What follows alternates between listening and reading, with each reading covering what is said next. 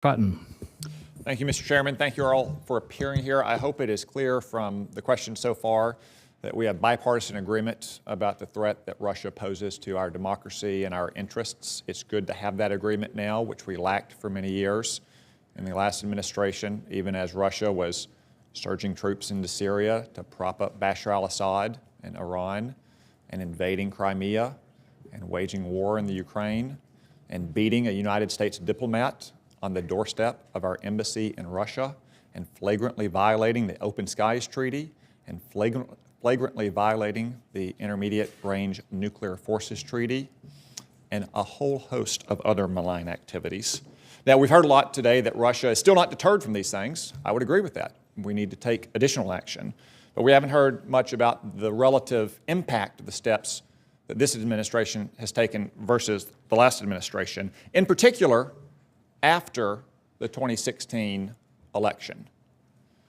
Now, some members of the last administration said that they didn't want to take provocative steps in the fall of 2016 because they feared that Vladimir Putin and Russia's intelligence services might take additional steps to undermine voter registration systems or vote tabulation systems.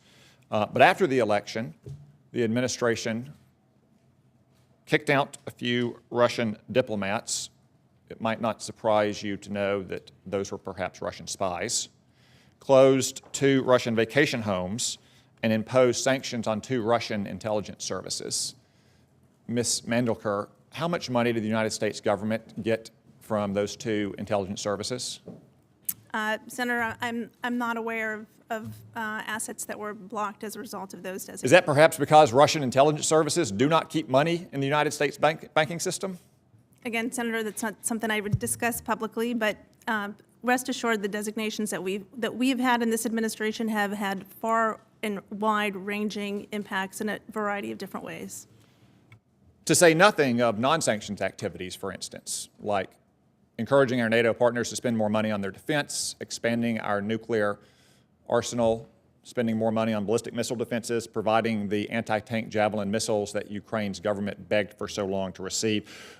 The Congress has also learned over the last 18 months that there was a serious interagency conversation in November and December of 2016 about imposing tougher sanctions on Russia. In fact, I understand that the professional staff at the Treasury Department worked up a whole host of sectoral sanctions and specific sanctions against Russian companies like Kaspersky Labs.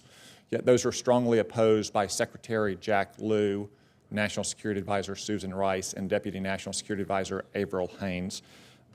Ms. Mandelker, can you explain why Secretary Lew opposed taking tougher action after the election? After the election, not before the election, after the election. Senator, I wasn't in the administration, of course. Although you are a representative of the Treasury Department, which surely has continuity files. What I can tell you, Senator, is that as I've already made clear today, we have gone after very significant and impactful designations in connection with Russia's election interference, in connection with their cyber attacks, in connection with their ongoing occupation of Crimea and the like. And we have seen those designations result in very impactful actions against, again, some of Putin's closest allies and partners, his senior foreign officials in his administration. We've seen companies who've tried to get into Crimea have a very heavy cost imposed upon them when we've sanctioned them. They've cut off their ability to do business elsewhere in the world. So what I can do is speak to the very heavy cost and impact of the designations that we've had.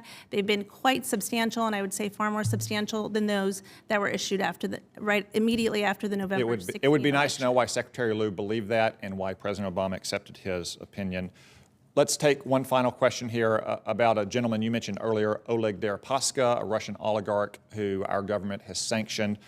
You've also sanctioned numerous companies that he runs or heads, such as Rusal, EN Plus, and Basic Element, and others. We now know, in fact, we have emails right here that have been released by the Congress between Christopher Steele, who compiled what Jim Comey called a salacious and unverified dossier, and Bruce Orr, a senior Department of Justice official in the Obama administration, where Christopher Steele was advocating on behalf of Oleg Deripaska being admitted into the United States. Christopher Wray, the FBI director, would not address a question I sent to him in a public hearing of the Intelligence Committee earlier this year about whether Christopher Steele was working for Oleg Deripaska. At the time, by all appearances, he is working for him.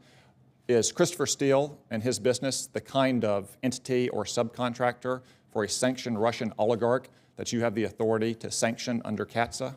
So I'm not going to talk to any particular individual, but Oleg Deripaska has been designated, and that designation is subject to secondary sanctions. And so what we have seen as a result of the Deripaska and other sanctions against these oligarchs is that they have become radioactive, as the world understands that any entities that they touch may similarly face severe consequences. Just one final question, just yes or no. It's a question about general legal principle. Do you have the authority under CATSA or any other law to sanction professional service providers of sanctioned Russian oligarchs, lawyers, lobbyists, financial advisors, and so forth? We would likely have that authority, Senator. Thank you.